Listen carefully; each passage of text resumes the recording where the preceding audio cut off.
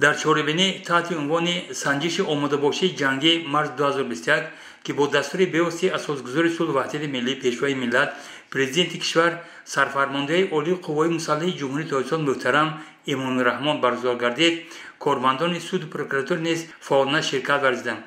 از جمله کارمندان سود شهر پنجگین برابر اعلام شده بانک خطر با سر لباس مخصوص جمع بودند. رئیس سود میرزا حمیدزاده دلاور در صحبت کوتاه با کارمندان ماهیت برگزاری این چهاربینی را شرح داده در یک وقت توجه آنها را برای در سطح بلند گذراندن عملیات سنجش آماده‌باشی جنگی مارس 2021 روانه ساخت.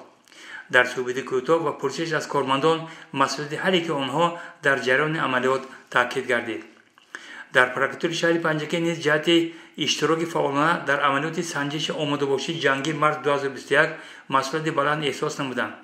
پروکورور شهر مشاوره عدلیه درجه یکم عظیمزاده سرور بازار نخست تاکید به آن معنی داشت که این چهاربینی بار اول در چنین سطح برگزار گردیده. آن بازگو به وضع امروزی جهان معاصر است که حالا متشنج و پیشگویی نشونده باقی مانده است. بعداً وظیفه هر یک کارمند پروکراتور برای اشتراک فعالانه در این چهاربینی تاکید شد و به مورد ذکر گردید که دوست داشتن و خوبتر از آن حفظ نمودن وطن برای هر یک نفر بگذار در کدام واسطه کار نکند قرض ایمانی و وظیفه وجدانی است.